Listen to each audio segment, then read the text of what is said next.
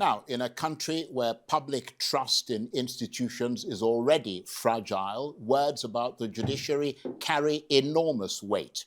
In recent days, reports have been circulating suggesting that the president of the Nigerian Bar Association, Mazi Afam Osigwe, had described judges and lawyers as the worst bribe takers and givers. But a review of his full speech tells a different story. Speaking on judicial corruption as a threat to democracy and social justice, Mr. Osigwe did not single out the bench or the bar with sweeping accusations. Instead, he delivered a data-driven, sober warning about a systemic crisis, citing surveys from the ICPC, the United Nations Office on Drugs and Crime, or UNODC, and the National Bureau of Statistics that points to corruption across the justice sector and the wider public services. He acknowledged painful public perceptions that justice can be delayed, manipulated, even purchased, but he framed corruption as a societal problem, one that involves both those who give and those who receive inducements. So, was this an attack on the judiciary or a call for reform and a warning that when courts lose credibility, democracy itself begins to fracture? Well, let's examine what he actually said and what it means for the integrity of Nigeria's justice system. And for this, I'm joined now in the studio by the president of the Nigerian Bar Association, Mazi Afam Osigwe, SAN. Thank you very much indeed for coming in. Thanks for inviting me. Now, let's start with the uproar. Some media reports framed your speech as an outright attack on judges and lawyers. Was it? It wasn't. It was a call to action, a call to reform, and a warning that if nothing was done to address the declining perception of the judiciary, that confidence in the administration of justice will be lost. And the operative word is perception. Perception. That people believe that the justice sector is correct. I mean, I had no empirical evidence to back that up, but I had to sound that warning. And even the current Chief Justice of Nigeria, many past Chief Justices of Nigeria have acknowledged the same and emphasized the importance of having a positive perception or view of the judicial perception and the need for public confidence to be won in order for the judiciary to be able to do a better job. So I actually wasn't saying anything new. And you reference the UNODC report, ICPC report, and Nigerian Bureau of Statistics. These are reports based on perception, how people see the justice sector. And the ordinary people who are the consumers of our services, both the bar and the bench, view our services in a negative light. They believe that justice is purchasable. And whether we believe that to be right or not, as Justice Dahiru Mustafa said, is not the issue. The important thing is that they feel this way, thereby imposing a duty on us to take steps to build confidence, to dispel that perception by portraying the judiciary in a better light, by ensuring that the judgments that emanate from our court are such as to give people confidence as to be able to say, oh, we are wrong after all. Our thinking, our perception was unfounded. So did you underestimate how explosive your remarks would sound in sort of today's climate, or do you believe that parts of the judiciary reacted defensively because the problem is actually deeper than they want to admit? Well, I would like to say that I underestimated the power of the media to misrepresent facts. I thought that before people choose screaming headlines for paper, it would have been nice for that to be derived from the paper presentation itself. So sorry to interrupt you, but what you're saying is that the outrage that followed your alleged speech reveals more about media sensationalism. That's part of it, and also the fact that... And you don't think it's about a justice system that is actually on edge? Well, the justice system is on edge because there's a negative perception, and people expect something different from the judiciary. And for some, that screaming headline, the NBA president accuses judiciary and lawyers of being the worst takers and givers of bribes. As, oh, yes, he said it. That's true. I want something, oh, why should he say that? And so it also, for me, the important thing is that there's a debate around this, and it brings it to the front burner as something that is worrisome enough for all of us to do something about. While I talk about perception and some talk in terms of it being like a confirmed thing, which I didn't do, by the way, the important thing is that it is the elephant in the room and we must address it. Right. So you don't believe it's confirmed? Oh, there are confirmed cases of judicial corruption. To pretend otherwise would be to deny the obvious. Well, the reason I say that is that you cited, or at least you were quoted as citing surveys showing billions of naira flowing through the justice sector in bribes. Those were estimates, perception. If you read it, they were perception index. It was not as if... Yeah, but they're quoting billions of naira. So based on estimation or from what feedback they got from people, not actual givers or takers of the alleged bribes. But from your own assessment, does that suggest isolated misconduct or entrenched institutional decay? Well, if we talk about something being systemic, it means that it may be widespread. And the fact that the NJC has, in the last so many years, recommended judges for either dismissal or termination of employment, suspension for corrupt practices would appear to confirm the fact that it is there and it is an issue that needs to be dealt with. We may not be able to eradicate it, but we should be able to keep it down. And you were quoted, and I always say quoted because I wasn't there when you delivered the speech, but you were quoted as saying that it takes two to tango. In the situation where there is proven giving of bribe, it takes two to tango. Right, but in a courtroom, isn't the judge the ultimate power holder? And therefore, shouldn't the higher burden rest on the bench? Nationally it should, but sometimes so many people come into the mix that you'll be shocked. There are cases where some traditional rulers have been engaged to give bribe, serving on retired judges, religious leaders, family relations, court staff, lawyers. It's a societal thing, and I try to say that much in my paper. So it's not as if it's just the judge. And sometimes there are people who collect money in the name of a judge without the knowledge of a judge. Or some lawyers who collect money from their clients that they were going to give a bribe to the judge, even when no such conversation are taking place. Yes. Well, to be fair to you, we experience the same thing in broadcasting. People come with troughs of cash and say it was sent to you. And when you say, take it back, they just disappear and put it in their own pockets, leaving that impression that you actually collected the money. But speaking this open, I mean, you're the president of the Nigerian Bar Association. Speaking this openly, I'm sure you're aware, carries consequences. I mean, have you faced pressure, subtle or direct, since delivering that lecture? Well, I've had people reach out to me and say, how could you have said it? Why did you say this? Why some also said, oh, thank you for saying this. I mean, it's been a mixed bag.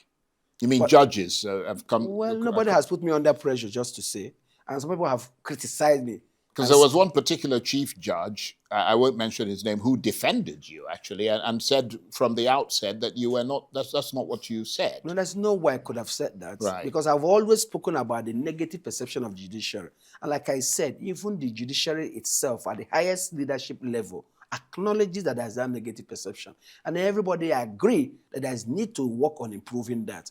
If anything in that paper, I try to draw attention to the dangers of having such a thing become prevalent and affect the public perception of the work of the judiciary, and how that would affect our democracy, and how that would affect investor confidence, how would that affect the ability of people to trust in the court to dispense justice, and how that would also lead to capital flights, people taking their disputes to foreign lands for resolution, and how would also how would affect the people's confidence in approaching the courts, access to justice.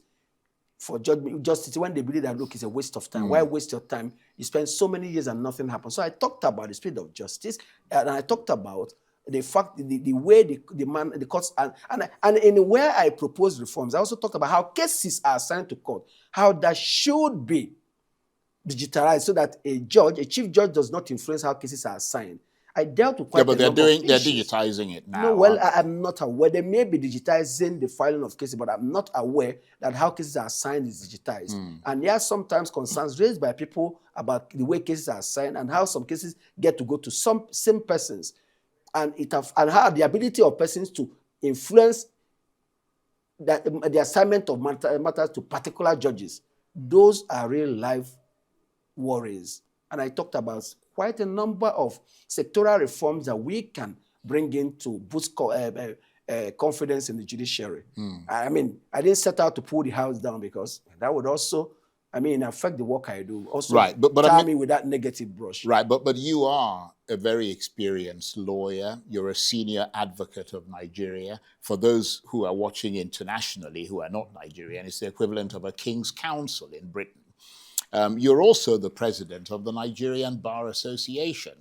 So what your assessment is very important, and that is, I'm sure you know that, that is why there's been such a reaction. But people also trust your assessment. I mean, they think of you as a fairly honest, straightforward person who, you know, shoots from the hip. So when Nigerians say judgments now depend on the fatness of envelopes, is that perception exaggerated in your own personal assessment, or is it painfully accurate in many cases? It could be perception and it could be accurate. I mean, there are cases where that has been proven to happen.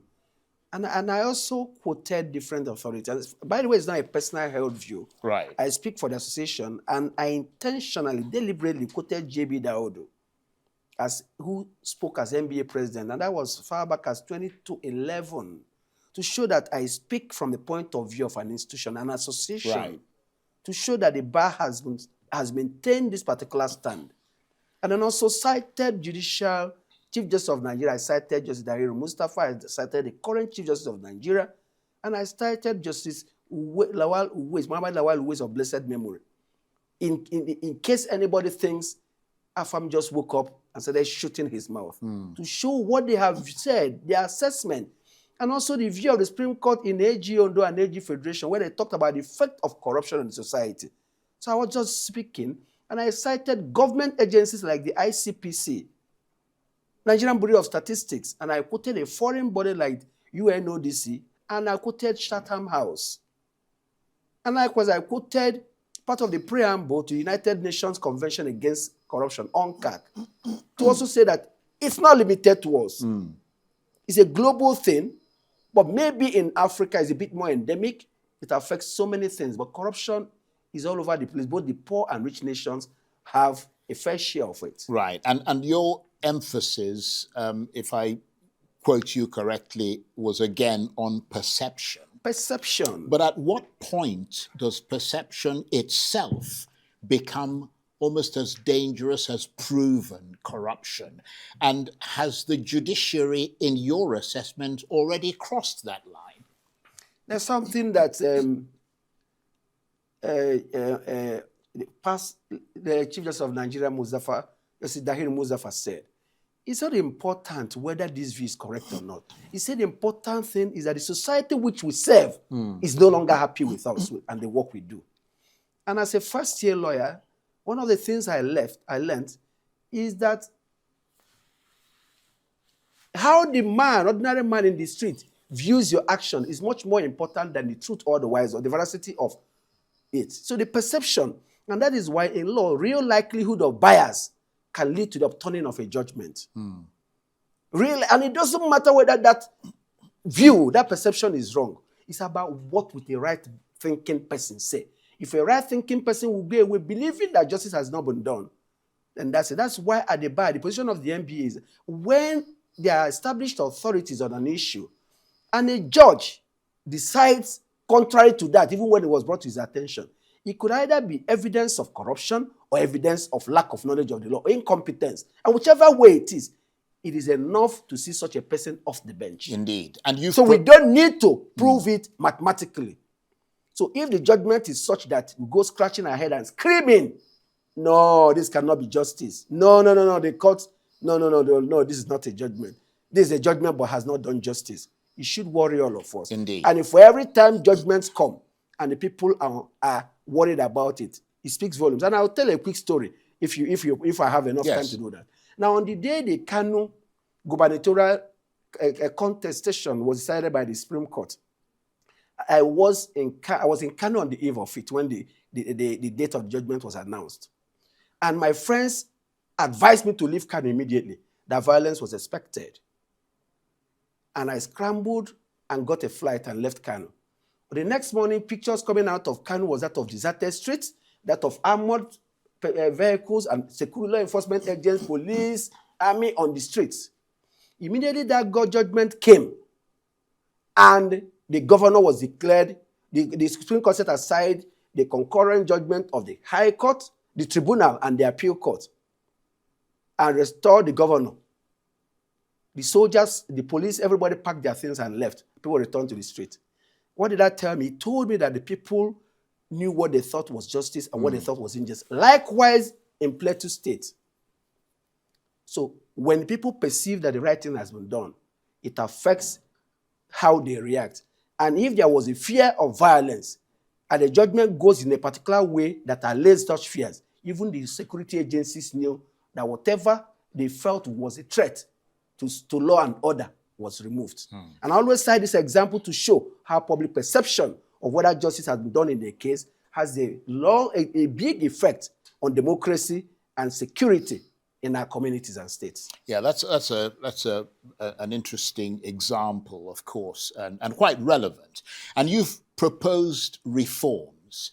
You've talked about merit-based appointments, judicial academies, removing the Chief Justice of Nigeria from chairing the National Judicial Council. Which of these reforms do you think will face the strongest internal resistance from within the system? Removing the Chief Justice of Nigeria as chairman of NJC, allowing the 5 members of the bar who sit at the NJC to participate in disciplinary process actions against judicial officers. For some reason, people don't think it's a good idea.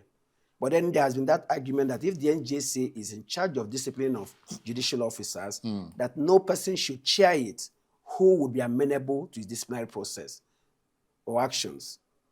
And in any case, this is a view that the NBA adopted under J.B. Dawodu as NBA president in 2011 at the NBA Annual General Conference in Port Harcourt. And NBA has not departed from that position, so I'm merely reiterating the position of the bar. But you've acknowledged that the NJC has disciplined erring judges. Yes, in but the sometimes the punishment meted out has not been quite satisfactory. The bar has had to at some point say that some of the punishments appear to be like a slap on the wrist. For example, when you say that a judicial officer who has been found to have violated his code of conduct or has been found liable for one thing or the other should be suspended for 6 months, or that the person will not be promoted to the Court of Appeal, as if that is their right.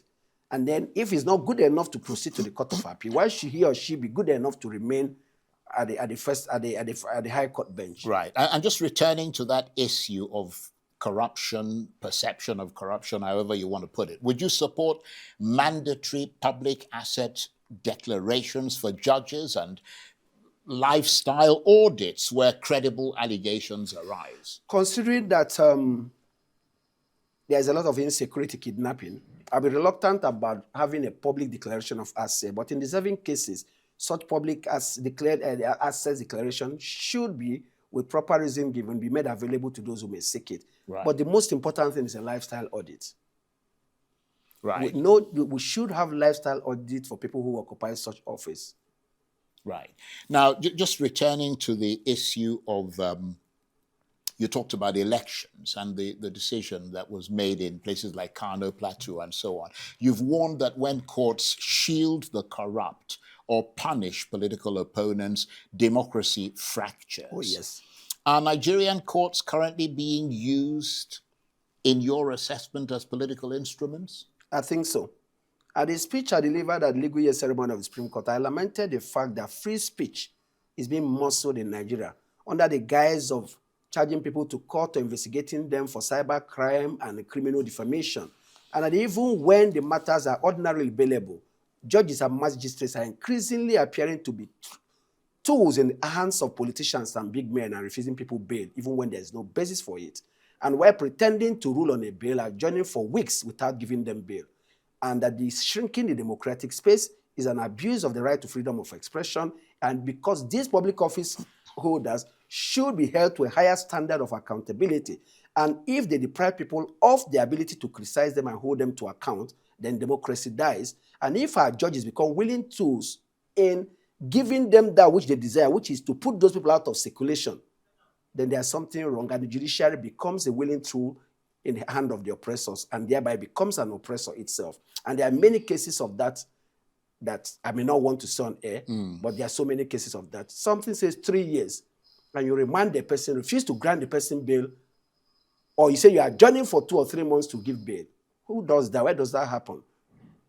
And then you see police and other security agencies being involved in such things that where the real issues that should take their attention receive no attention. And you talked about, let me just return to that issue of perception again. Yeah. Especially when it comes to, I mean, some things that's very emotive in this country, and you talked about earlier, is issues around elections. Yeah. Do you believe Nigerians still trust the courts as neutral arbiters in election matters? If the perception of the judiciary is negative, it would be right to say that they don't. Right. And I dare say that sometimes the conflicting judgments of the court with respect to electoral matters gives room for people to have doubts about the ability of the courts to do justice. And sometimes the courts have been accused of determining those who represent people. So there's an accusation of judicialization of the electoral process. And that is why we are of the view that pre-election matters should not be justiciable. Right. And that the electoral contest should be reduced to a minimum, and what people need to prove or the kind of evidence need to be led should not be the type that the courts are requiring people. And some of the judgments of the court in this regard should be revisited so as to remove certain obstacles to persons who are challenging the electoral process. Now, you've talked a lot of what we've talked about is about the bench, the judiciary, the courts. I mean, you're the president of the Nigerian Bar Association. Are members of the bar prepared to clean their own house, including sanctioning senior lawyers who allegedly facilitate judicial compromise? If any is found and there's a petition written, why not? If we blame the judges and pretend that they are not bad eggs amongst us, then we're not serious about tackling the problem we face. And that is why I also commend the current Legal Practitioners Amendment Bill, which is being pushed by the executive and is pending before the National Assembly, for trying to make it easy for the disciplinary process and the legal profession to work better. If that bill is passed into law, it will go a long way in making it easy for disciplinary actions to be brought against lawyers, both junior and senior, and such that, and then also expanding the grounds upon which an action for disciplinary action can be brought against a lawyer. There is need for the profession to show that it is willing and able to discipline its errant members, because the members of the public should also have the confidence in knowing. Yeah, but is it doing that? Well, I said the current state of the law, we are doing that, but the state of the law is such that it doesn't move as fast as it should. Right. We have only one panel hearing all such matters, hearing all such matters from all over Nigeria. And so if the current bill is passed, then that committee will sit in panels in the different geopolitical regions, and that will make things to move faster. Right. And the public confidence will also thereby be increased. Okay. Just before we let you go, on a personal level, do you believe Nigeria's judiciary is reformable from within, or does it require an external shock to reset it? It is reformable, and I don't think we require any external shock. The changes may be gradual, but they're working. There are some changes being spearheaded by the current Chief Justice of Nigeria that are yielding results. But it's a bit slow, though, isn't it? Well, it has to be slow, because sometimes moving too fast may cause more problems. So in law, we say that a rushed justice, a rushed matter could lead to crushed justice. So you need to move. You must learn to hasten slowly to ensure that there's fairness to all concerned. But let us get it right. That is the most important thing. Okay. I want to thank you very much indeed, Mazi Afam Osigwe, SAN, is the president of the Nigerian Bar Association. Thank you very much indeed for coming in. Thank you so very much for inviting me.